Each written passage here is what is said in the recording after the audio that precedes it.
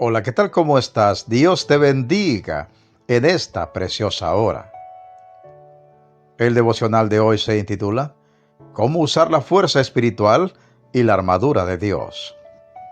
Una aportación de nuestro hermano Marcos Quereques, de Buenos Aires, Argentina, sobre los estudios del profesor Vernon McGee, y una edición especial para YouTube de nuestro hermano Jorge Mario Vidán. Amigo oyente, leamos juntos lo dicho por Pablo en Efesios 6:18. Orando en todo tiempo con toda oración y súplica en el Espíritu, y velando en ello con toda perseverancia y súplica por todos los santos. Cuando Pablo dice a los efesios, orando en todo tiempo con toda oración, la idea es todo tipo de oración. Debemos usar todo tipo de oración que se nos ocurra en cualquier momento que se nos ocurra. Usted no debería esperar un momento oportuno para orar, sino que debería entender que cualquier momento es oportuno para orar. Y debe entender también que no hay un tipo de oración que deba ser usada siempre, sino que hay diferentes tipos de oración para cada ocasión y que usted no debería limitarse a una sola manera de orar.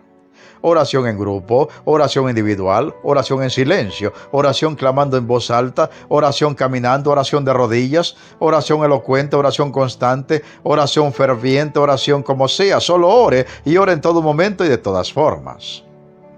El libro de Daniel en el Antiguo Testamento es un maravilloso libro que trata sobre la soberanía de Dios en la historia humana y también en la historia individual de personas como lo fue el profeta Daniel. En esa historia de Daniel, vemos a Daniel orando de diferentes maneras y diferentes situaciones. Él no oraba siempre igual, sino que su oración era diferente y se adaptaba a las circunstancias. En el capítulo 2 vemos la furia del rey Nabucodonosor en contra de los sabios de su reino, entre los cuales se encontraban Daniel y sus amigos, ordenando matarlos a todos a causa de no haber podido decirle cuál había sido su sueño y su interpretación. Daniel logró ganar algo de tiempo prometiendo que cumpliría el pedido del rey. Es así como Daniel y sus amigos tuvieron que pasar una noche orando fervientemente al Señor, rogando que les fuera revelado el sueño del rey y su interpretación, porque de lo contrario serían asesinados. ¿Alguna vez ha tenido que orar porque su vida depende de un hilo? Bueno, ese fue el tipo de oración que Daniel y sus amigos tuvieron que hacer aquella noche. Leamos pues el relato de lo que sucedió. Luego se fue Daniel a su casa e hizo saber lo que había a Ananías, Misael y a Azarías, sus compañeros, para que pidiesen misericordias del Dios del cielo sobre este misterio, a fin de que Daniel y sus compañeros no pereciesen con los otros sabios de Babilonia. Entonces el secreto fue revelado a Daniel en visión de noche, por lo cual bendijo Daniel al Dios del cielo. Daniel 2, 17, 19. Este es el tipo de oración que podríamos llamar la oración desesperada. Muchos salmos contienen este tipo de oraciones, donde el salmista, como fue en muchas ocasiones David, se veía en la obligación de clamar con desesperación al Señor porque su vida se encontraba en grave peligro. Luego vemos que Daniel tuvo también otro tipo de oración. Esta era una oración como rutina, tal cual practicaban todos los judíos piadosos de su época: un tiempo de oración por la mañana, otro por la tarde y otro por la noche. Pero esto de rutina no significaba que fuera una oración desapasionada y aburrida, sino que ciertamente era un tiempo de oración profundo y de una gran espiritualidad. Leamos pues cómo era este hábito en la vida del profeta. Cuando Daniel supo que el edicto había sido firmado, entró en su casa y, abiertas las ventanas de su cámara que daban hacia Jerusalén, se arrodillaba 3 veces al día y oraba y daba gracias a Dios delante de su Dios, como lo solía hacer antes. Daniel 6:10. Note usted que la primera oración de Daniel que hemos mencionado era una oración desesperada, y esta más bien una oración tranquila. Sin embargo, Daniel estuvo dispuesto a mantener esta rutina de oración a pesar de que había sido estrictamente prohibido bajo pena de muerte. Otro tipo de oración lo vemos en la vida de Nehemías, el gran restaurador de Israel.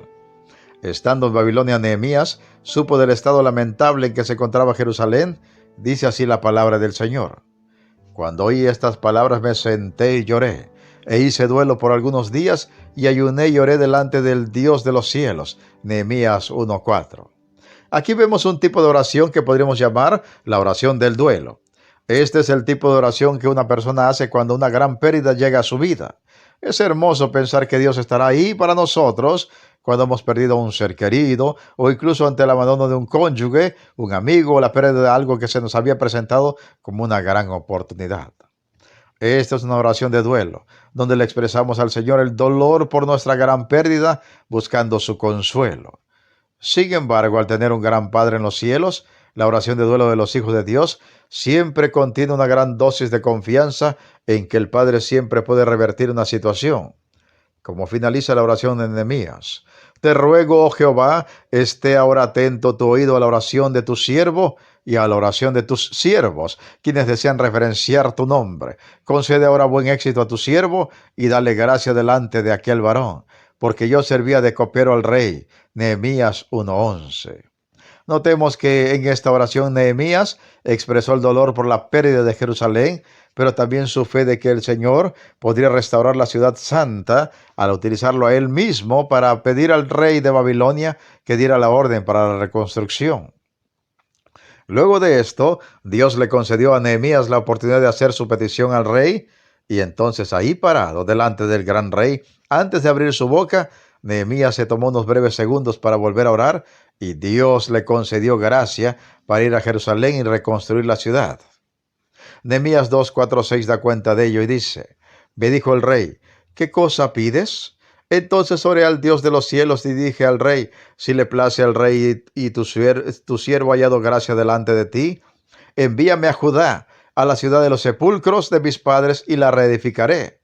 Entonces el rey me dijo, y la reina estaba sentada junto a él: ¿Cuánto durará tu viaje y cuándo volverás? Y agradó al rey enviarme después que yo le señalé tiempo. Podemos apreciar cómo Nehemías oró por un tiempo prolongado por algo que consideraba una gran necesidad, y que luego oró en segundos por lo mismo. Esto significa que a veces tendremos mucho tiempo para orar y que a veces tendremos muy poco tiempo, pero como sea, siempre debemos de orar. Por eso pregunto en esta hora: ¿cómo es su oración como hijo de Dios hacia su Padre Celestial? ¿Es una oración siempre igual y solo en determinadas circunstancias? ¿O es una oración en todo tiempo y de todas maneras?